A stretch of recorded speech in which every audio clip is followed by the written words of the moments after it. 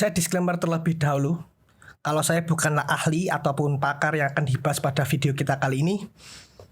Yang saya lakukan hanyalah riset, dan jelas metodenya adalah literasi, melakukan wawancara dengan beberapa orang yang berkompeten, dan tentunya yang berkepentingan. Jadi saya menemukan satu topik yang menarik soal hubungan romantis antara laki-laki dan perempuan untuk membangun komitmen bersama dalam jangka waktu yang panjang. Istilah ini biasa kita sebut dengan pernikahan. Nah, sebelum melakukan hubungan romantis hingga membangun komitmen bersama, tentunya di antara mereka sudah saling kenal, saling mengetahui, hingga saling memahami. Proses saling kenal ini ada beragam caranya, dan istilah umum yang sering kita kenal adalah pacaran. Selain pacaran, ada beberapa kelompok masyarakat yang memiliki definisi lain soal proses untuk saling kenal mengenal. Dan istilah lain ini disebut dengan ta'aruf. Kata pacar dalam Kamus Besar Bahasa Indonesia itu berarti teman lawan jenis yang tetap dan mempunyai hubungan berdasarkan cinta.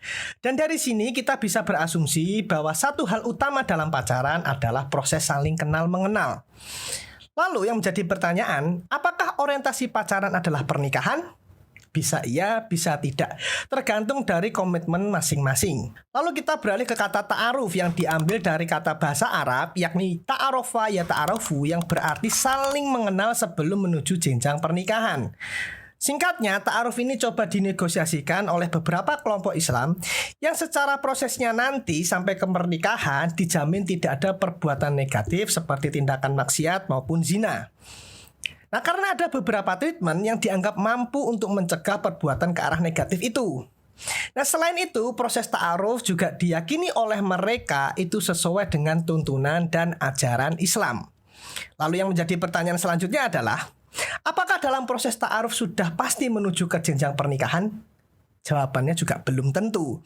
Dalam proses ta'aruf, pernikahan bisa terjadi jika sudah terjalin kesepakatan dan kesepahaman bersama. Nah, jika hal demikian tidak terpenuhi, maka pernikahan ya tidak akan terjadi. Dalam hal ini sebenarnya sama yang dilakukan dalam proses pacaran. Jika ada kesepakatan dan komitmen untuk bersama, maka pernikahan menjadi orientasi logis. Nah, ketika sebaliknya, maka pernikahan bisa tidak terjadi. Nah, dilihat dari hal tersebut, maka secara konteks, baik ta'aruf maupun pacaran itu sama. Namun yang muncul di permukaan adalah mengapa ada perbedaan pada ta'aruf dan pacaran. Bahkan sampai saat ini, ada justifikasi jika ta'aruf itu boleh, pacaran tidak. Nah, inilah yang akan kita bahas. Membangun hubungan romantis hingga ke jenjang pernikahan, baik ta'aruf maupun pacaran, secara proses ternyata identik sama. Dari proses perkenalannya hingga bertemunya kedua orang tua laki-laki maupun perempuan hingga sampai ke jenjang pernikahan itu identik sama. Yang membedakan semua itu hanyalah istilah. Kalau dalam ta'aruf ada proses perkenalan, lalu ketika dalam proses perkenalan menghasilkan progres yang baik, maka masuk pada proses selanjutnya yakni khitbah. Yang istilah umumnya adalah kedua orang tua bertemu untuk membahas tindak lanjut dari hubungan mereka dan lalu menikah. Dan itu sama halnya dalam pacaran. Meskipun khitbah dalam konteks ta'aruf, biasanya kedua calon mempelai ini membutuhkan institusi non-formil seperti membutuhkan kiai, ustadz maupun guru yang tujuannya hanyalah untuk memvalidasi kebaikan dari kedua calon mempelai itu tadi. Nah, ketika secara garis besar hampir memiliki kesamaan, lantas apa yang membuat ta'aruf dan pacaran itu berbeda? Dan ternyata hal yang membuatnya itu berbeda lantaran kata pacaran mengalami peorasi. Peorasi terjadi apabila makna pada suatu kata dianggap memiliki nilai rendah atau berkonotasi negatif. Dan inilah yang dialami pada kata pacaran. Kata pacaran berkonotasi negatif lantaran ketika sepasang laki-laki dan perempuan dalam proses perkenalannya justru berujung pada perbuatan zina dan maksiat. Dan perbuatan negatif tersebut akhirnya menjadi makna dan termanifestasikan ke dalam kata pacaran. Inilah yang membuat kata pacaran menjadi konotasinya negatif. Jadi kalau kita mengatakan bahwa kita sayang sama dia, maka kita harus pacaran sama dia. Sebenarnya kalau sayang justru jangan pacaran. Kenapa? Karena ini merusak. Kok merusak sih? Ya karena kalau pacaran itu pasti akan menghasilkan sesuatu. Saya selalu bilang begini, memang tidak semua perzinahan itu berawal daripada pacaran, tapi pacaran itu most likely ujung-ujungnya adalah perzinahan. Mari kita lihat dan mari kita jujur pada diri kita sendiri. Ketika teman-teman memilih untuk berpacaran, apa aktivitas yang dilakukan di dalamnya?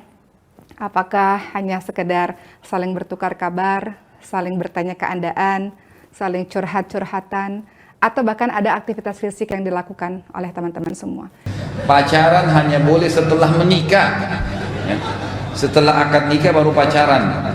Jadi nggak butuh pacaran sebelum nikah, ya, nggak butuh pacaran sebelum nikah. Itu malah akan kacau balau semuanya. Gitu. Jangan mulai pernikahan dengan kemaksiatan. Itu kan maksiat, gitu kan? Saya ingin tanya, orang pacaran tujuannya apa? Bukan menikah awalnya. Jadi untuk mengenal, untuk bisa menyentuh, untuk bisa cium, untuk bisa ini dan seterusnya. Dan anehnya Padahal dia secara pacaran. definisi kata pacaran hanya sebatas hubungan laki-laki dan perempuan yang didasarkan atas cinta. Itu saja.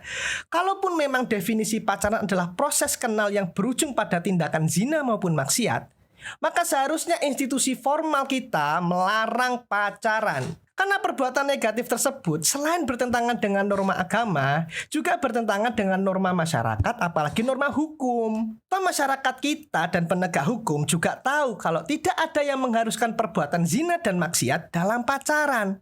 Oleh karenanya, institusi formal kita tidak melarang pacaran. Yang dilarang adalah tindak perbuatan zina maupun maksiat. Dan perbuatan zina maupun maksiat ini bisa dilakukan tanpa harus dengan pacaran. Warga yang kesal dengan perbuatan bejat keduanya membawa mereka ke kantor desa setempat.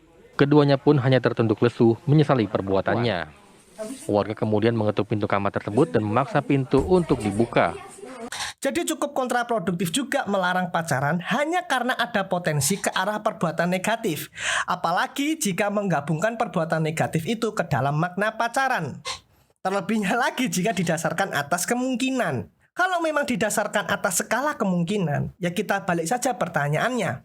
Apakah dalam ta'aruf tidak ada potensi yang mengarah pada perbuatan zina maupun maksiat? Kita juga tidak tahu.